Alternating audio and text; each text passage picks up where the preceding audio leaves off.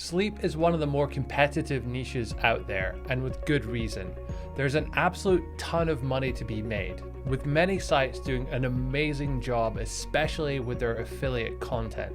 Regardless of what niche you are in, every single site owner can learn a ton from the sites at the top of this niche. So in today's episode, we'll be doing a deep dive of the sleep niche, breaking down exactly how the sites at the top got there. And we'll also take a look at some of the behind the scenes shady goings on in that niche that make it especially interesting.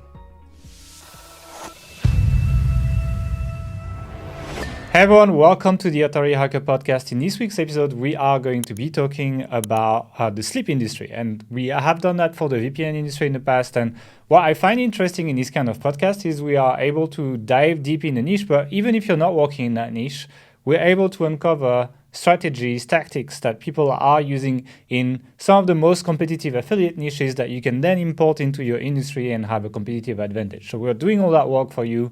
All you need to do is grab a tea, grab some popcorn, and just watch the episode, and then all the analysis is done for you. That's pretty much the concept. So even if you're not in the sleep industry, don't tune out. You're going to get some interesting insights here, especially about EAT, about page layouts for reviews, etc. I think there was some really interesting stuff in there.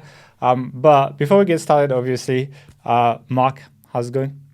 It's going good, but I'm just, looking over my shoulder in case the sleep mafia send out a hitman to get us after publishing this. Yeah, so we had a joke about the sleep mafia because it does feel a little bit like a mafia. Like, do you want to tell what happened, why we think that, and also why we picked the sleep industry? Like, it doesn't seem to be if I go and tell people, what do you think is a very competitive industry? I don't think sleep and mattresses would come in people's mind first. So why would it be such an interesting niche? Well, I think first and foremost is because the amount of commission available for affiliates. So if you think of any industry out there that regularly sells products for 4 figures or more, there aren't really very many of them out there where most of the transactions are done online, or at least a lot of them are, and where every single person in the world kind of needs to have one, as most people will sleep on a mattress. So there's a lot of them to be sold. Most people spend a lot of time on a mattress, so they want a good one, and they're prepared to pay good money for it. So yeah, a lot of money to be made as an affiliate, which is, causing a lot of the competition and mafia-like tendencies that we see. There was an interesting case. Why mafia? You need to contextualize that a bit. There was an interesting case a while back. There's an article in Fast Company about the site called Sleepopolis. And the title of the article was "The War to Sell You a Mattress." And it gave a really interesting insight into the cutthroat nature of what's going on behind the scenes in the affiliate game in the sleep industry. This is going back 5-6 years, but it remains today a very, very competitive space. Basically what happened was Sleepopolis was run by a guy called Derek Hales, and he was an affiliate, a site owner, like many of us. And he ended up getting sued by Casper, which many of you will heard of, one of the biggest mattress companies in the US. It's also a very friendly ghost in my childhood, but that's Indeed, different. Yes. And if you Google Casper, actually, that's a featured snippet is about a friendly ghost, but it's nothing to do with this episode of the podcast, I can assure you. So to cut a long story short, he was sued, and there was some sort of controversy of which mattress companies he was promoting ahead of others, and there was behind the scenes deals, they were allegedly paying him to promote other programs above theirs, and Casper sued, and there were some technicalities, but long story short is he kind of did a few things wrong, but it wasn't that bad. However, because Casper had millions of dollars to throw at the lawsuit, and he couldn't really fight it properly with $700 an hour lawyers, he ended up losing his entire business. He lost the site. He had to give the site to Casper. And Casper turned around, and when we did a podcast on this a few years ago, I looked at Sleepopolis, and they were just recommending Casper all over their site in a pretty obvious kind of way, which was a little strange. Isn't that wrong in itself as well? Like it's Oh like yeah, that's why we came up with the term sort of sleep mafia. That's what it's like happened back then. they got the site because the owner did something wrong. And I'm not like, how does the FTC react if a company owns an affiliate site and then just like It's well unfairly recommends that its own services? it's not really that. Like it's not really the case that the owner didn't have his FTC disclosure obvious enough, so therefore just let's just give the site to the biggest competitor. It was basically they strong armed him into doing that using their expensive team of corporate lawyers and just basically made him unable to fight the suit, and therefore he lost and he had to give up the site. Anyway, fast forward to today, and as we're researching this podcast, Sleepopolis appears to be owned by a company called Pillar 4, which I hadn't heard of as an entity, although I'd heard of all of the brands that are listed on their site. And there are 5 mattress companies: Mattress Advisor, Sleepopolis, Mattress Clarity, Mattress Nerd, and Sleep Advisor. So these guys own 5 big sites in the mattress niche. Did you check the traffic for them? Sleepopolis alone gets 1.4 million monthly visits now, and it's been going up solidly over the last couple years. They also, which is really interesting, there's another site we've talked about on this podcast before, and a site I really, really like. So Pillar 4 own GarageGymReviews.com, which is a site and a pretty good YouTube channel that really took off during the pandemic for obvious reasons. But all of their sites are actually really well built, really good content, and yeah, it's quite interesting to see that they're kind of cornering this niche, so to speak. So that's kind of where it's a bit of a joke, but that's kind of where like the mafia terminology came from in this. They are a legit business, though, I can assure you. I think we're gonna get these people sue people. Just be a little careful, please. But one thing I will say, which I don't know, is I don't know. So my understanding was that Casper then owned Sleepopolis, but I don't know if they then sold it to Pillar 4 or Casper has some kind of ownership or vested interest in Pillar 4. I have no idea on that fact. I don't know what the connection is. We should check so when domains change ownership, there has to be in registrars have a history of that. So it's like that's where you would find if there's no change, then it's probably still owned by the same company. It's funny because you talk about mafia, and it's like I found their rival gang basically, which is the company that owns sleepfoundation.org, which I would argue is probably the best put together affiliate site in this niche. So if you want a good example of a great affiliate site, go check sleepfoundation.org. They are 88 and they get 6 million estimated traffic according to Ahrefs. So that's a lot of traffic, especially in a niche that is one of the highest paying affiliate niche. So I think that is rivaling sites like VPN Mentor that sold for over 100 million, etc. I think that is in the same ballpark. Yeah, it's quite interesting because that's in a very YMYL niche, your money or your life. So we'll talk about EAT in this podcast, look at how they implemented that, what these sites have changed, etc. Because I think that's interesting. But yeah, this company, essentially the rival mafia, is called OneCare.com, and they own Sleep Foundation, but they also own, for example, the Sleep Doctor, which is another big site that is DR80 and has 221K estimated traffic. They own testing.com, which also is like kind of like a health testing site as well. So they stay in the health niche, and they also have a lot of like smaller sites that are growing: telehealth, online therapy, online doctor, Medicare plans. So they have like they're also a big growing thing. And I think it's interesting because we see in these big affiliate niches that consolidation happening. These kind of like media companies forming, buying their competitors, and then most of the SERPs are owned by like 3, 4, 5 companies. And that is another good example of that, which is why I don't necessarily tell people you should start a sleep niche related site, but I think you should take some of the tactics these guys have been doing to get so big and import them in less competitive niches. That's where you get a bit of a competitive advantage. Okay. Yeah, it's definitely one of those cases where it's like very easy to buy a mattress or test a mattress and just write a blog post on it, giving your thoughts, but we'll see later in the show, like the length and the extent that these sites go to actually measure different variables, and the testing they put it through is really, really advanced and better than anything for certainly a physical product I've seen for almost any affiliate site out there. They have thermal cameras, etc. Like it's quite cool actually. Okay, anything else we want to say about the industry? I know just that it's been growing fast over like the last sort of 9 years or so, as this kind of mattress in a box phenomenon took off. You can buy a mattress online, get it shipped, try it for up to 100 days for free, and send it back if you don't like it. So people are kind of getting used to buying these things online, and all of the companies that create these mattresses, Casper and as many others out there, they all have started doing sheets and pillows and other things too. So it's really, really big industry. Yeah, if you look at the Google trend as well, mattress as a topic is definitely a growing topic. Like if you compare to like 2016, we're basically 33% bigger as an industry in terms of online searches. So it's quite significant, I would say. And so I would say, yeah, it's something that is a growing market. Although it has peaked actually in 2020, and it's come down a little bit since then. So that's we're probably now back to be expected by just in the pandemic. All the stores were closed, so you just bought a mattress online if you needed a new one. So it's maybe like an unexpected peak, but. Yeah. I think people invested in their beds when they stayed at home as well. Yeah. If they were staying all the time. Okay. Should we talk about the affiliate offers? Because I think when we talk about a niche, it's important to say how you monetize, how much money you can make, etc. Yeah. So obviously, mattresses themselves are huge here.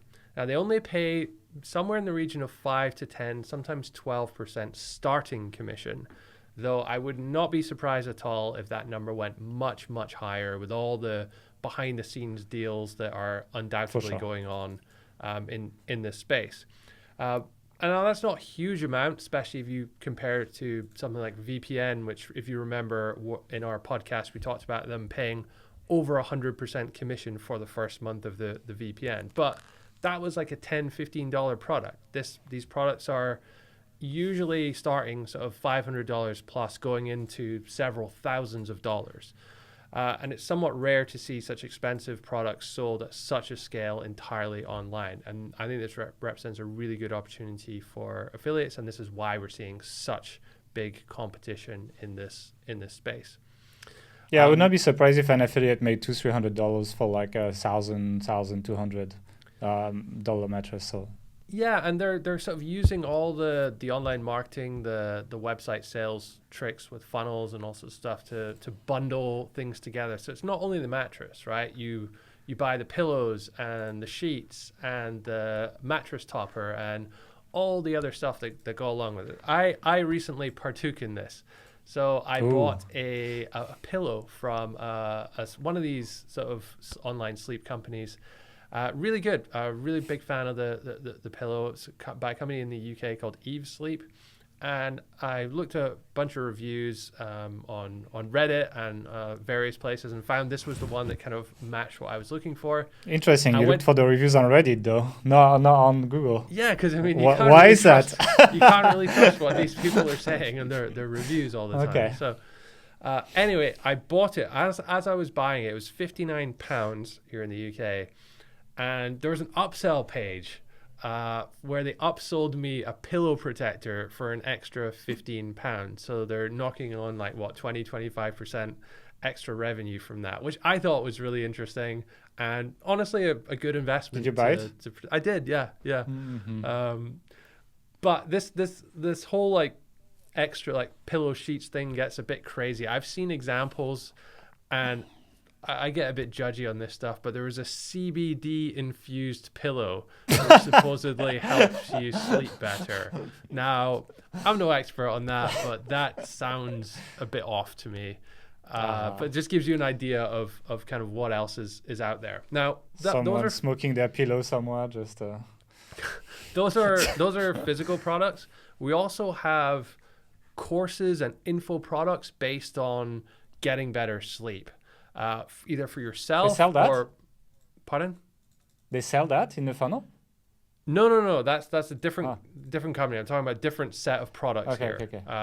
So there are companies out there that offer sleep programs either for yourself or, which is very, very common, for a baby. Now, if you know anyone who has kids, they're probably slightly sleep deprived, or at least they were in the early days. So it's understandable that new parents are willing to spend $47 to $127, I think it was, on a course to help put their baby to sleep and get better sleep. They should buy the CBD pillow. Well, I'm not too sure about that. These digital products, so the courses, have much higher commissions. We're talking 35%, something like that, starting from. But obviously, the price point is lower compared to the mattress or the demand is physical lower products. Yeah. Although like the volume of demand. I think you'd be surprised on the amount of people who are looking for any kind of help to sleep better, because many of these sleep sites, which we'll get into a little bit later, they have big teams of experts, doctors, and all sorts of people, and there are many people in there who are sleep experts who have books or some kind of product where they kind of help people to sleep, like a course basically. So that's the kind of course side of things. And there's also another area which is much smaller but also very popular, and that is sleep while you travel. So we've all been to an airport and seen these stores selling the neck pillows so you can sleep on the plane. They're very common, and they sell very well on Amazon and on other sites. There's a company as well that does sleep masks. I'm a big fan of them. It's called Manta Sleep, which they basically designed a placement. No, it's not. Like we know the guy Mark who runs it. He's in the DC. But he gave me one of the prototypes like many years ago, and it's just designed really well, so you can like sleep on your side with the mask on, and it's total blackness. And yeah, I'm not going to promote them too much. So there's lots of products basically. There's lots of products basically to and you could go into supplements as well, and you can go into like there's many other things you could look at, to be honest. For sure. So it's a product rich niche with lots of high paying products. And what you said earlier about, we wouldn't necessarily recommend this as a niche to go in if you're starting out. And that's true because it's so competitive. But because it's so big and it's not just mattresses, you could possibly specialize or find, slightly lower competition areas where you could make a start and stand a chance to make some money at least. I have an example later on the site of a not too high authority site that sidestepped the niche and is slowly building authority to hopefully one day compete on the actual big mattress keywords. I think that's how I would go as well. Like I would sidestep this. I'd be like, I'd be trying to rank for like best supplements for sleep or whatever. Like how much does magnesium help with sleep? Like these kind of keywords. So you can kind of like make some sales, but eventually work your way up to the level of authority needed to compete on these mattress sites. And it's a very high level, as we're going to see in a minute. And so like it is possible, but it's a really long-term play. And I think I would still not recommend someone's first site to be in this niche. I would still especially because, as I said, you're touching YMYL, you're touching the area where Google is going to shuffle SERPs a lot when they do updates and so on. And so you expose yourself to these big drops in traffic or whatever if you fall on the wrong side of the update, which happens to a lot of people. I would add to that, though, that if you are starting out, then I think this is a fantastic niche to look at to get inspiration to learn what's possible. Because there's a lot of sites doing almost everything right. And that's the thing. It's like if I want, like when I want to understand these core updates, for example, I'm looking for like not too high authority sites still thriving in that niche, for example. I'm like, okay, what are these guys doing? What is interesting? And it's like, I have like some stuff I want to share later, like, DR60 sites that are doing quite well, for example, and so on in this niche. And that tells me like, given how harsh Google has been in these verticals, like what is Google looking for? If these sites are like low authority and still doing well, like that is it. Anyway, let's just jump into the meat of things and let's talk about, and that is still your section on the sleep SERP analysis. So we took an example of a keyword, best mattress. It's a KD70, so that's very high competition keyword. 72K volume per month, 146K traffic potential, according to Ahrefs. And we just wanted to have an initial look at kind of who's ranking to see what kind of sites are up there. Number one was Sleep Foundation, the site we talked about earlier, and we'll go into in a little bit more detail. But they're basically a DR88 site. They have, 6 point something million traffic, you said. Just incredible, especially considering they seem to have been founded in sort of 2018. So it's still relatively new site. Obviously had a lot of money put into it, a lot of investment. Big team of experts, and just really well put together site. It's a really good textbook affiliate site, and people should check it out. It's a dedicated sleep site, and interestingly, it was one of the only sleep sites ranking number one for this, or ranking on page one for this keyword. Other sites included the Wirecutter, New York Times, which, it's a general review site. They review mattresses. I get why it's there. Tom's Guide, which is, you associate that as more technology site, but it seems to have branched out into doing mattress reviews as well. They do everything. Like they're just a review site now. What was most interesting for me, though, is number 7, usnews.com. Okay, newspaper. Number 8, sfgate.com. Oh, my friends. Where have we heard that name before? If you're a regular listener of this podcast, and if you're not, you can go back a few episodes and listen to the one we did on Parasite SEO, which, to give a quick summary, is where a high authority site like a newspaper will sell an advertorial, which is basically you can write anything you want on a page and it'll go on that. An ad as an domain. article, yeah. An ad as an article. And so someone has done that for SFGate. They've bought this, and they rank on number 8 for best mattress, which I think is a huge win for whoever did that. So hats off to you. And it looks like they've gotten a chiropractor to write what looks like a decent enough article. I mean, it's not to the standard of any of the other big mattress sites, but it looks, presentable enough. Yeah, it wouldn't look out of place in most niches. And they are undoubtedly making some pretty good commissions from that. But I just found it interesting that we're still seeing examples of that going on, and especially in one of the most competitive keywords for affiliates there are out there. So yeah, that's kind of just an overview of what we're seeing in the SERP. Yeah, I mean, I think it basically shows that, and I think we saw the same in the VPN as well, where specialized sites for the top keywords, they don't show as much as generic sites anymore. Yeah. Like it's all like it's like, look, there's like Sleep Foundation, which is like a really well put together site. DR88 as well. Like it's not exactly easy to reach, and that's it. Like everyone else is not a sleep specialist. But that is really the top level keyword. When you go down into more like granular keywords, which honestly most of the money is not made on best mattress keyword. It's made on longer tail keyword, like best mattress for side sleeper, best mattress for this, etc. And in that case, you'll find more specialists. So I actually looked at some of them. So the thing is, like, the top level keywords are like very, very difficult to rank for. So I googled best memory foam mattress, for example. And Sleep Foundation #1 still, like they're really killing it. And then after that, again, you have Tom's Guide, you have US News, then you start having some lower ones like Mattress Clarity, which is DR68. This is one of those I zoomed in. But right after you get back into Forbes, New York Times, Tech Radar, what the hell? Like CNET, and then after that, Sleepopolis and Mattress Nerds, for example. So it's like these big keywords are like, honestly, you'll see some specialized sites, but like if I look at the top, there's like 3 or 4 maximum ranking for that. So it's like that's not where you can really find an opening. And even the sites that are in there, they're really well put together.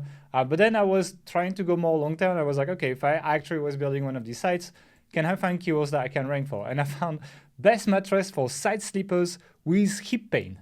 600 search volume, by the way. So not too bad.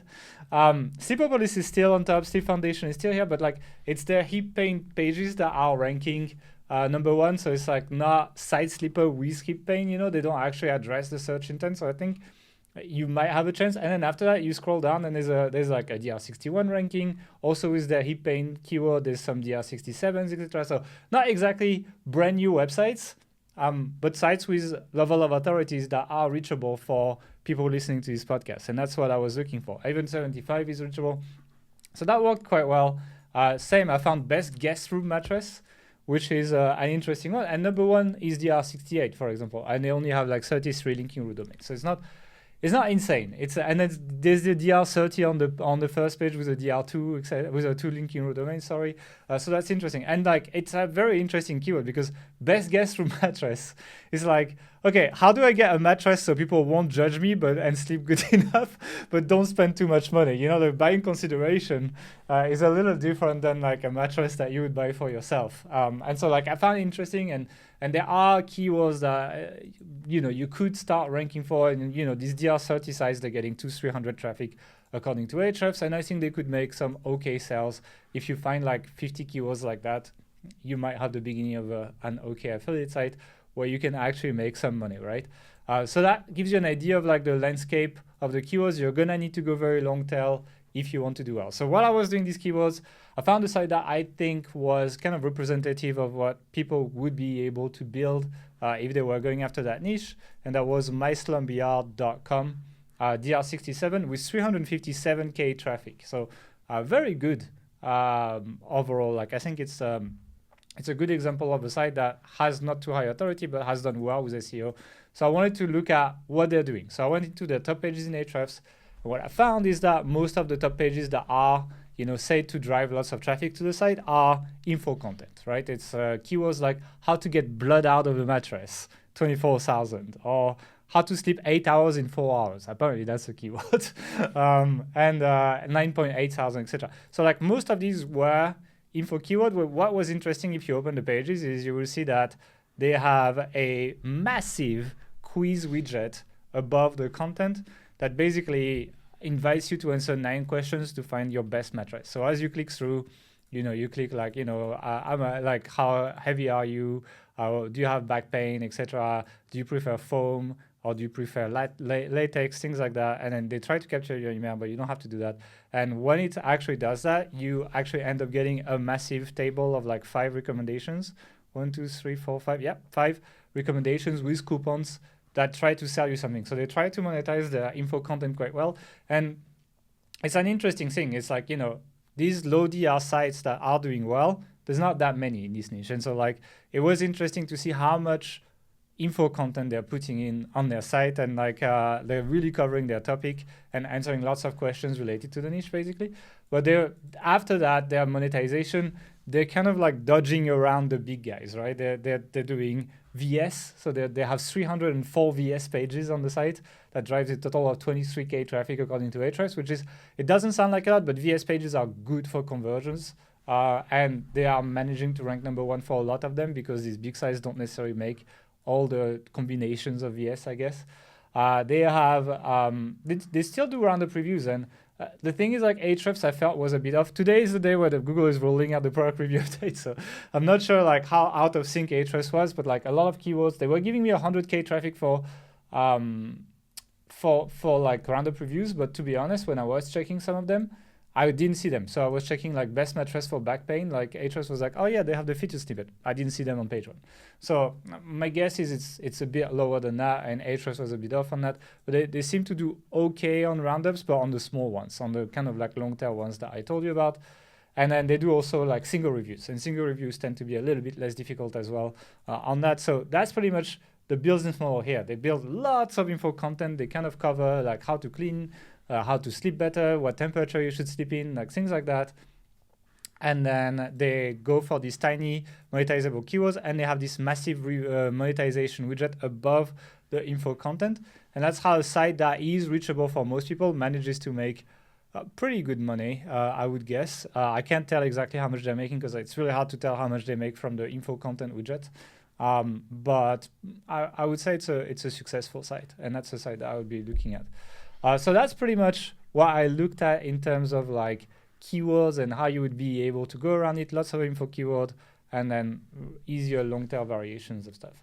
Do you think do you think the quiz that they have on there is a way of kind of like focusing people towards a specific area of like what it's for people to not it's to divert them, right? It's like people are looking for an information, like for example, how to get blood out of the mattress, right?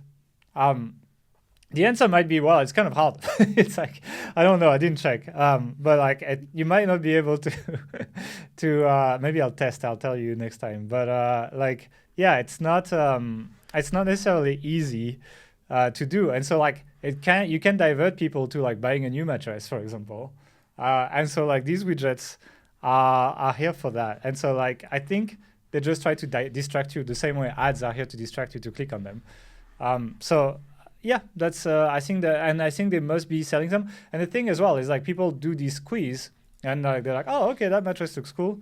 And then they check it out, but then they enter the retargeting of the seller, which means that they're going to start seeing ads for like 30, 60 days about that mattress they just checked out through that quiz.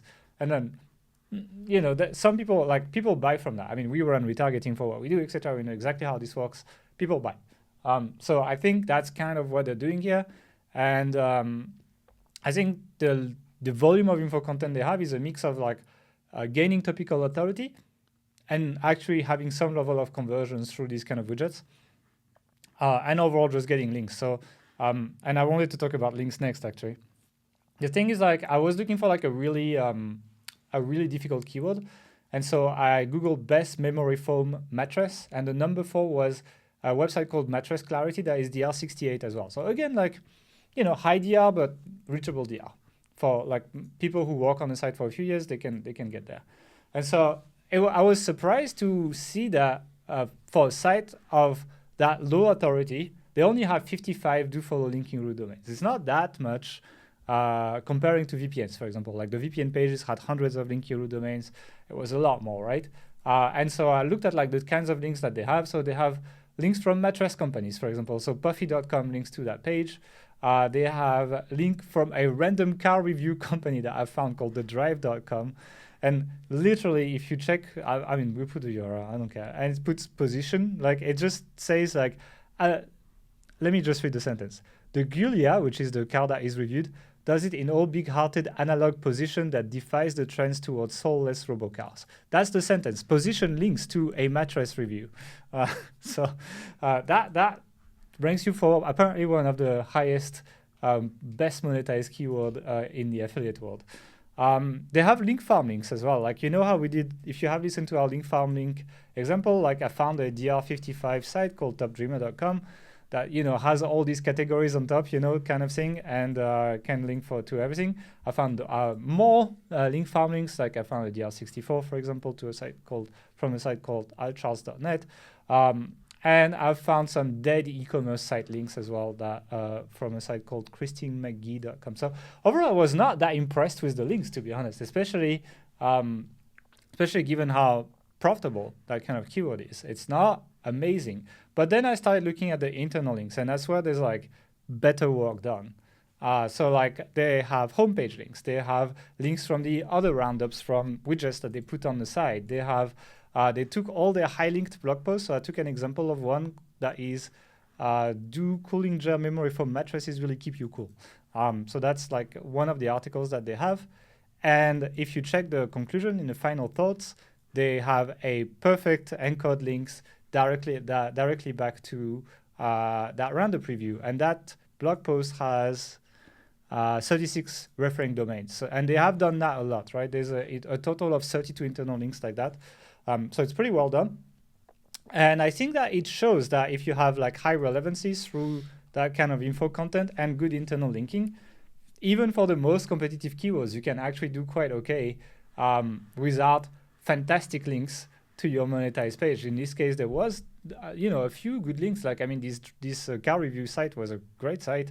This Puffy link is a good link, but the rest was a bit shit, And so it was a little bit interesting to dig into that, because while they're not number one, they are significantly lower authority than what's ranking on top.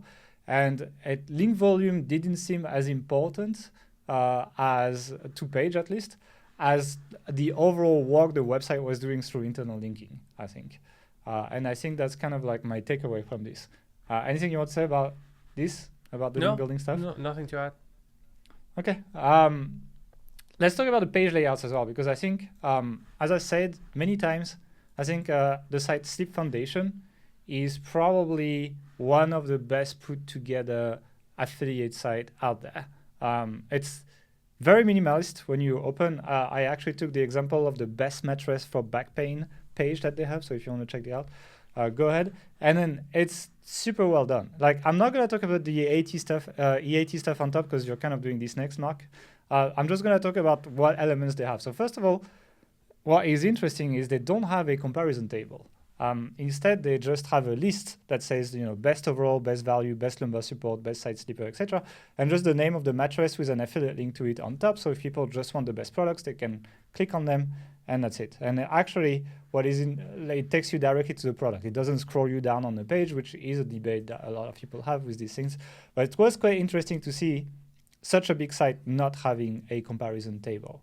The thing that they go after that is actually they have a video, so they run a YouTube channel that is pretty well run, where they show the test they did, etc., which adds lots of credibility, but also increases time on page, which I think is a big one. Like, a lot of people don't want to read. It's a very long article below because it's a very competitive keyword, and they don't want to read that, so people just watch the video and they get all that information from that. It was quite interesting to see they put it, essentially, they have intro, this little table with the best for X, and then they have the video. And then after that, they just jump into the products, and they have really, really well put together kind of like summary boxes for the products where they just give you the type, the firmness, the trial length, so like how long you can keep it before you can send it back, the warranty, the sizes, and essentially pros and cons, and then if there is an offer, they show you that. And just under that, they have the product description that is always formatted the same way. And the product that way is, first of all, they have a bottom line box, which is a summary. And it feels like Google is rewarding giving the answer fast to the searchers. And so that box is very interesting because if you read these 3 to 4 lines that are in these boxes, you don't need to read the long product description. So people can skip and they get to their information faster, and it satisfies essentially user intent better. So having a summary of long sections seems to be something a lot of sites are starting to do these days, and I would recommend that you look into doing that. And then after that, it's always the same. It's description of what it is, how it performs, what it's made of, and then link to the single review of that product. They do that for every product through that, and then they have a massive buyer's guide that starts with a why you can trust us box. I know you like this, Mark. And they essentially tell you how they test the mattress, but not only do they do that, for each test that they have a link to a page that explains how that test runs. So they have kind of like a three-liner explaining that test. Then you click on, for example, motion isolation, which they put some liquid on the mattress and then they just throw a weight on it and then they see if the liquid just falls on the mattress or not. But they just have like a whole page explaining exactly how they run this test and like photos, etc., just to build that credibility. So, and it's quite interesting because I'm seeing that more and more on websites where they don't just have a section on the article explaining how they are testing things. They are making dedicated pages that very deeply explain how this is run. And I feel like if you wanted to tackle into EAT, that matters more than, for example, auto boxes. But you might talk about that later, so I'm not going to go too deep into that. And then after that, they have their buyer guide. And their buyer guide is always based on questions. So like, how does back pain affect sleep? Which type of mattress is best for back pain, etc. Which it feels like these would be questions you would find in people also ask questions. But what they do after is they pretty much write a mini article about each question. So like, for example, which type of mattress is best for back pain? They go for like hybrid, and then they define what is a hybrid mattress. Then they give you the highlights of that, etc. And they do it for each type of mattress, and they format it in a way that's like really scannable and usable. So like, the type of mattress is more bolded, etc. And you can go through. So if you want to see a really long article but really well formatted, I recommend you go and check out that best mattress for back pain article, because that can give you a lot of inspiration on how to lay out information on your site without going too crazy on putting boxes everywhere. I think they've done a good job at that as well. So yeah, that's pretty much page layout. One thing to add to that, what do you think of the design? It's minimalist. It's very Yeah, I don't like it. I mean, I know like this probably so it's probably great, a good sign. Probably great because I apparently have a bad eye for design, but it just, I don't know, it looks a bit, I don't know, it doesn't feel like a put together brand quite so much. No, it's very minimalist. It's quite nice. I mean, first of all, not having too many elements is better for page speed. Like the more shit you put on your page, the slower your page is going to be, because you need to load extra CSS, you need to load all that. So if they're also competing on that, and in this kind of industry they are, like Core Web Vitals probably matters for that kind of industry. In less competitive ones, not so much, but in this, I think it matters. So I think they've done a good job. And what's interesting is the use of color, right? So like you can see, they basically use blue and this red for call to actions and the name of products. And that's all they do. And so the use of color is very smart because the only red stuff is just the shop now buttons and like really a few things here and there. And what it does, it takes you to the right direction. So I like that it's not too colorful. And the problem is that if you read this on mobile, there's so much text on this page that you might end up with like 3 screens of text. So I feel they could format a little bit more like the really lengthy text sections, because I feel you could lose people there. They don't use exit pop-ups as well, which I think they could make a lot of money from that.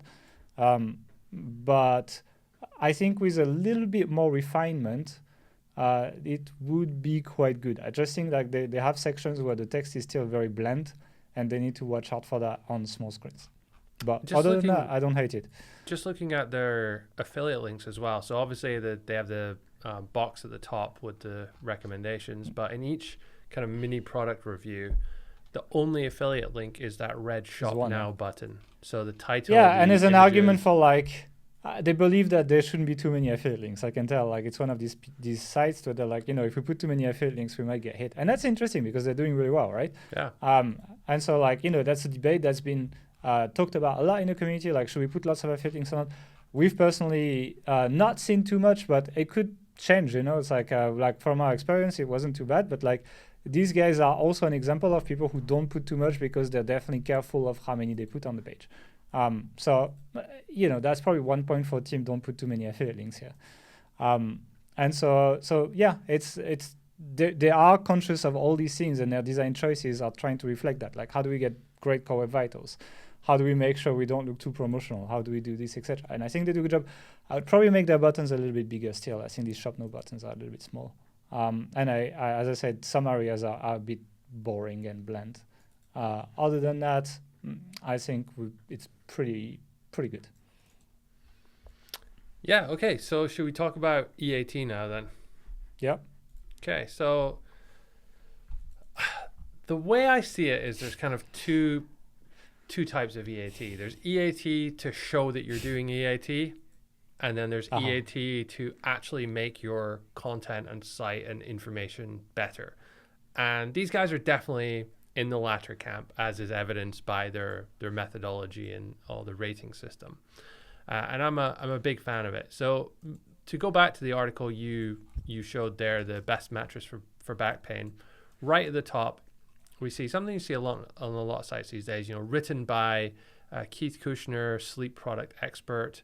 And then as a second author, which is medically reviewed by Jenny EO, physical therapist.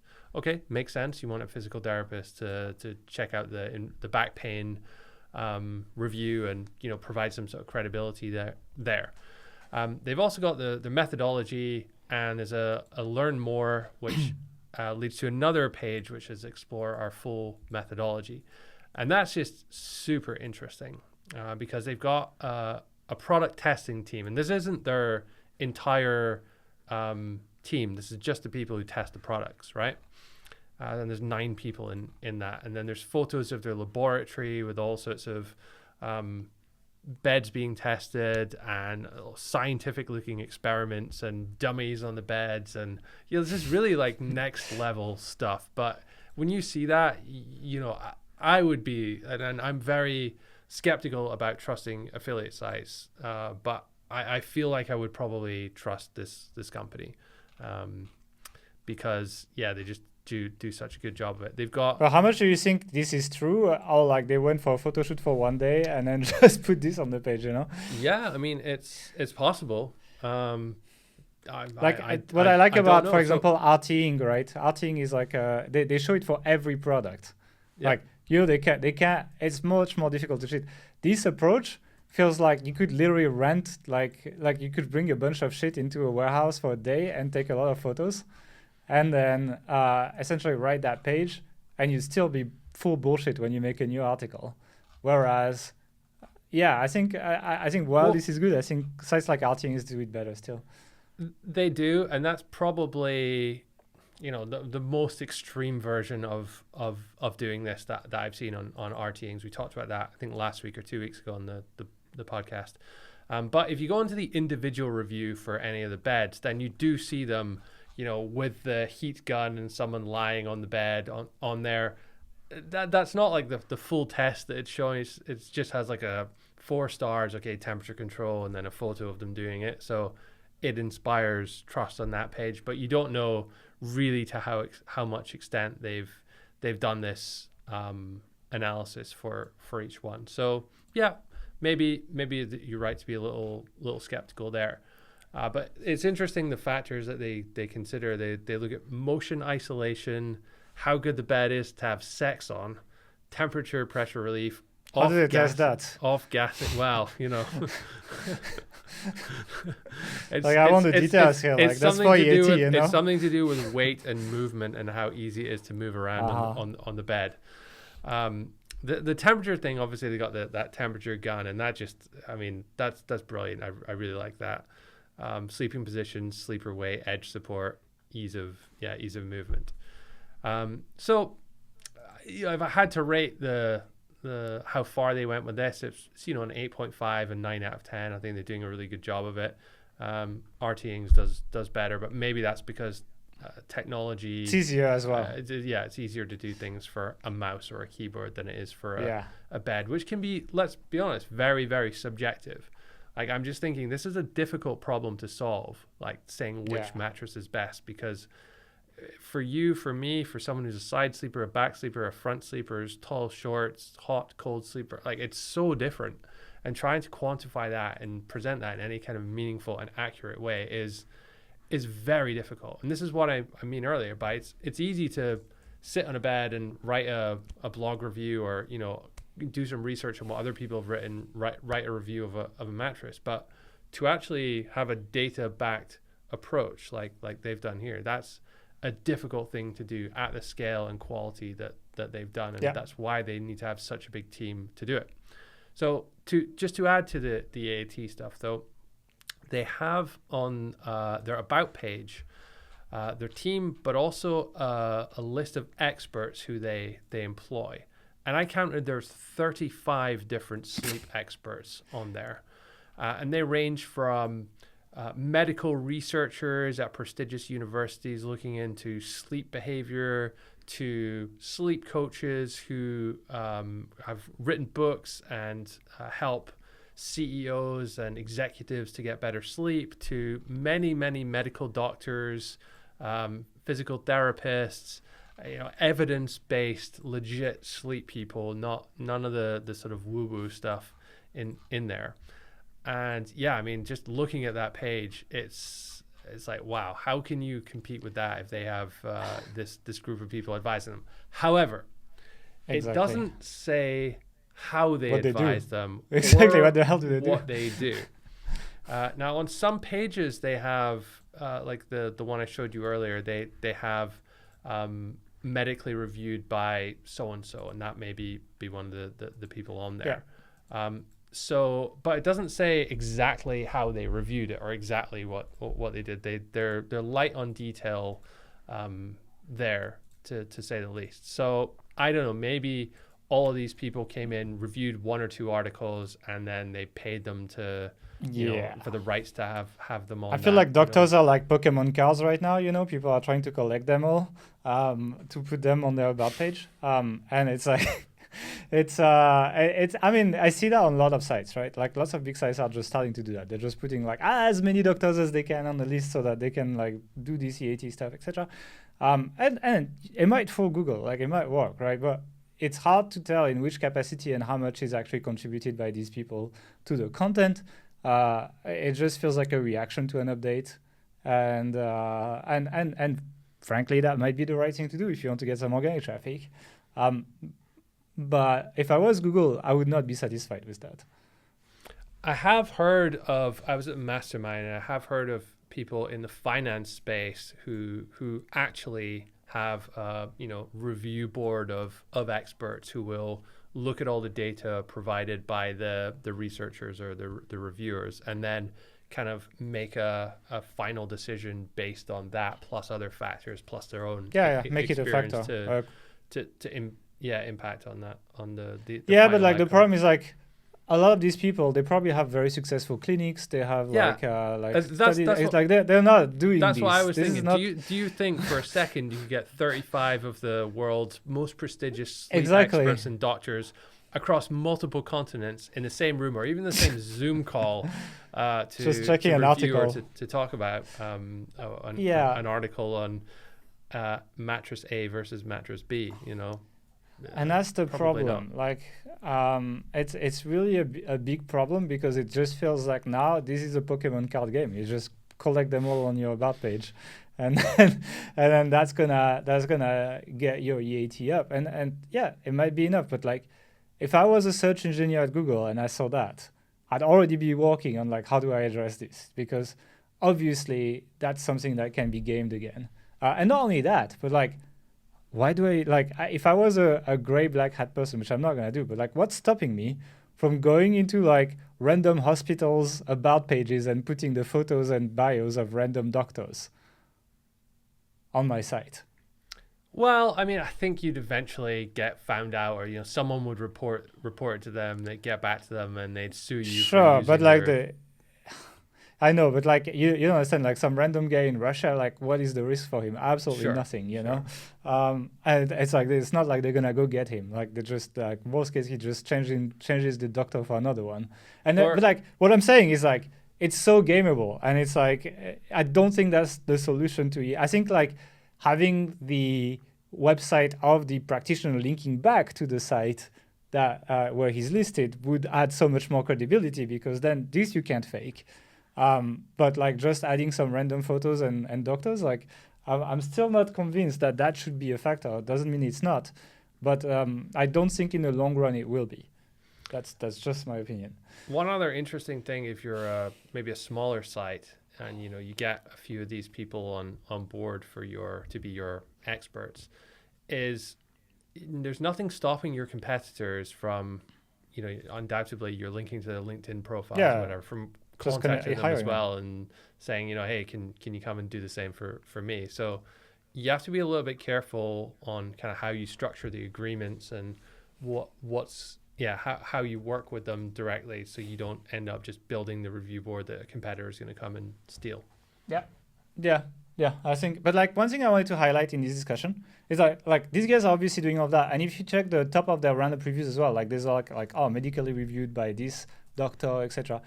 And the thing is like, even if you're skeptical on some of this stuff, like I have been in the last 5 minutes, you can't deny that if all big sites are doing this, which they are right now, this is becoming search intent. And so by the force of things, even if it wasn't actually the way Google looks at it, if sites that are doing well and are favored by Google are all doing this, then eventually it's going to become a requirement to rank for these things, to have these things on your site.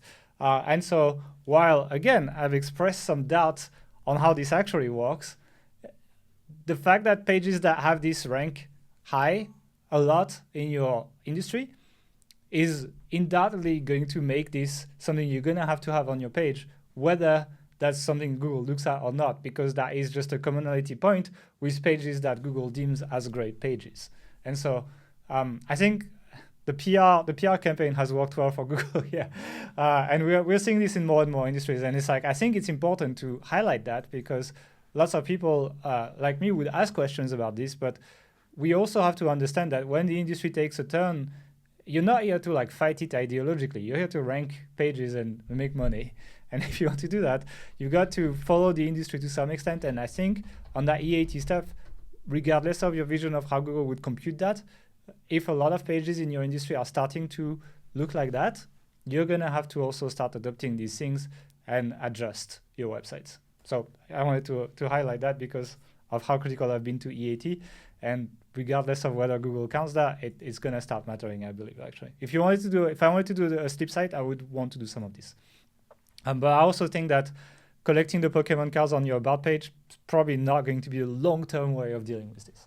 Like, I think you will need the links back from the universities where these people work, or their practice or something like that, to really prove that they're working with you and that they are editorially cautioning the content on your site, which I think would add so much more weight than just putting their photo. So yeah, that's anything else on EAT? No, All right, that was our sleep industry review. I hope that gave you some ideas of tactics that you can use, some pages that you can go and check out and model after when you build your sites. And if you're building your sites, you probably should check out our free training on authorityhackertraining.com, where we show you 7 tips on starting new sites that will help you do better with them. So we hope you enjoyed this show. Don't forget to like, subscribe, and we'll see you next week.